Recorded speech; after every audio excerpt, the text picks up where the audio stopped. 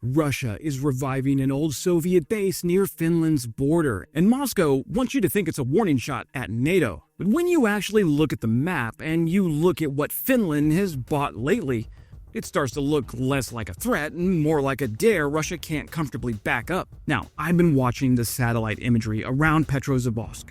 By my count, Petrozavodsk International Airport has around 70 Su-35s and a half dozen newer Mi-24 Hinds on site. These were not here a year ago. Now, you can always spot a flanker family jet in overhead imagery because of that distinctive tail boom between the engines. Back in the Air Force, we had a very mature way of describing it.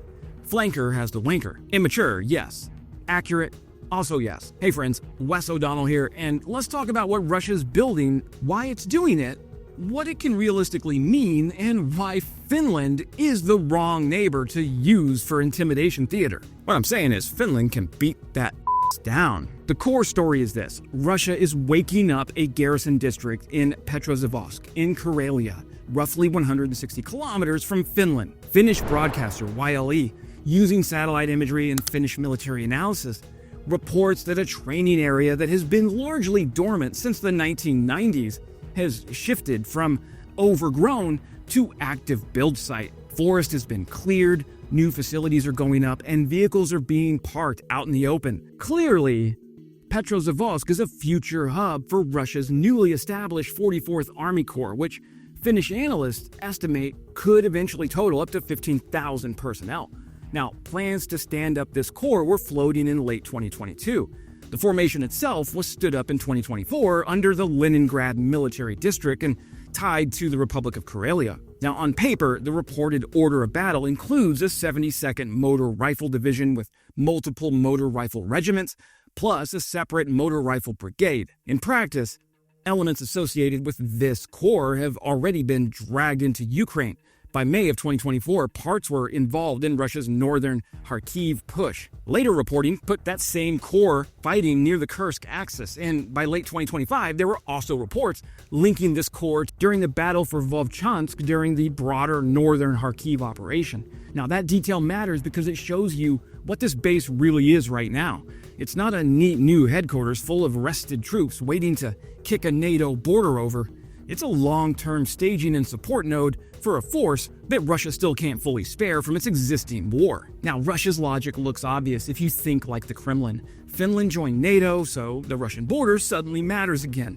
In Moscow's internal mythology, Karelia is the closest place where Russia can stage a "we're serious" pose without admitting its army is already consumed in Ukraine. So, if you're Putin, what do? Well, you refurbish an old base, you hang fresh signage on a rusted gate, you tell local officials to clap on camera, and then you call it patriotic duty. Regional statements and Russian local outlets describe the buildup as a responsible task and an outpost on the NATO border, with the familiar promise that troops will bring families, services, and economic life. It's the classic garrison town pitch. We're militarizing your backyard for your own good. Please enjoy the new clinic with substandard healthcare. But propaganda blends two aims that are not the same thing. The first is posture. Russia wants a border narrative. Finland joined NATO, so Russia must respond. YLE also described a second project in the Murmansk region, intended to support new artillery and engineering formations on the Kola axis, less than 150 kilometers from Finland. The second aim is logistics. Even in the fantasy version of Russia's future, a 44th Army Corps doesn't appear as a coherent fighting formation just because someone wrote it on paper. It needs housing, depots, training ranges, workshops, transport units, fuel, and a pipeline of replacements. Satellite, visible construction, and parked trucks look less like an invasion force and more like scaffolding of a long-term staging area.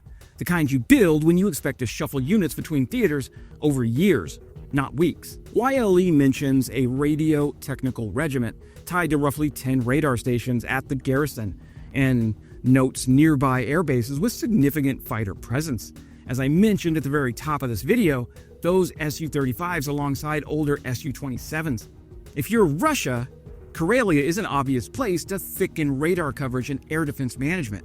It's close to a NATO frontier, It sits on a corridor that matters for Baltic and Arctic approaches, and it's far enough from Ukraine that Moscow can pretend it's building strategic depth instead of patching wartime damage. So yes, the buildup is real, the construction is real, the posture message is real. The complication is that Finland is not a soft border, and Finland is no longer alone. Let's talk practical military terms here. First, Russia is still paying for Ukraine in blood, vehicles, and time. Even the reporting that frames Petrozavodsk as a future home for the 44th Army Corps acknowledges that newly formed ground elements remain tied up in the Ukraine war. The Karelia site looks like a support and staging node today, not a fully manned combat headquarters. That means Russia is renovating a base for a formation it can't fully staff yet. You can pour concrete all you want while the best battalions are getting fed into a meat grinder in eastern Ukraine. The concrete doesn't change the reality that your trained manpower and modern equipment are already spoken for. Also, Karelia is a logistics problem in winter. Building a garrison is not the hard part. Sustaining it as a meaningful combat force is. Fuel flow, rail throughput, road maintenance, winterization, maintenance cycles, spare parts pipelines, these things decide whether 15,000 troops are a credible threat or just a large, cold, bored liability. If you've ever operated in winter conditions, as Finland has, you know the rule. Everything breaks faster, everything takes longer, and everyone is tired. The Arctic and subarctic don't reward enthusiasm, they reward competence, and Finland has been building that competence for decades. We also notice there's vehicles in storage up there. The region reportedly hosts several thousand Soviet-era armored vehicles, trucks, and artillery systems in storage. That sounds impressive until you remember what storage means in Russia. Some of it is recoverable, some of it is donor holes for parts, some of it is rust with paperwork. Russia has already shown in Ukraine that when pressed, it will drag museum-grade gear back into service. So yes, stockpiles near Finland can support reconstruction, but they also signal dependence on depth of inventory rather than modern readiness. A warehouse of aging holes is not the same thing as a ready brigade. There's also some radar regiments they're building up there, and it's worth mentioning that radar regiments are not an invasion plan, they're a posture plan. A radio technical regiment running multiple radar stations fits border surveillance and air defense queuing. It's useful for tracking NATO air activity and building an eyes-up picture over Karelia. It does not solve the hardest Russian problem, which is moving and sustaining maneuver forces at scale against a prepared NATO member with winter competence and modern strike tools. Now we get to the part the Kremlin doesn't love. A buildup creates pressure, yet it also creates targets and predictable patterns. Every new depot, every vehicle park, every fresh barracks block is something Finland can watch, index, and track. If you build fixed infrastructure, you're also building a set of nodes that can be held at risk in a crisis. And Finland has quietly been buying the kind of tools that make Russian planners reach for the antacids. In May of 2024, Finland decided to purchase JASSM-ER cruise missiles as long-range air-to-surface weapons for the Finnish Air Force. Pair that with Finland's incoming F-35 fleet, and you get a capability Moscow understands instinctively. Finland can hold sensitive sites at risk deep in Russia's north. That changes the geometry of safe rear areas. It changes the comfort story Russians tell themselves about sanctuaries. And this is where the Kola Peninsula enters the room like a bouncer. Kola isn't just near Finland. It is one of the most strategically dense pieces of Russian territory on the planet. I would say it's also one of the most vulnerable. Vulnerable. My wife makes fun of the way I say vulnerable. Does that sound weird to you? Vulnerable. I know the L is silent. Vulnerable. The Kola Peninsula hosts key Northern Fleet infrastructure, storage sites, air bases, and the sort of military plumbing Russia can't easily relocate without damaging its own deterrence posture. When Russia postures forces near Finland, it also places more Russian assets within reach of Finnish strike options.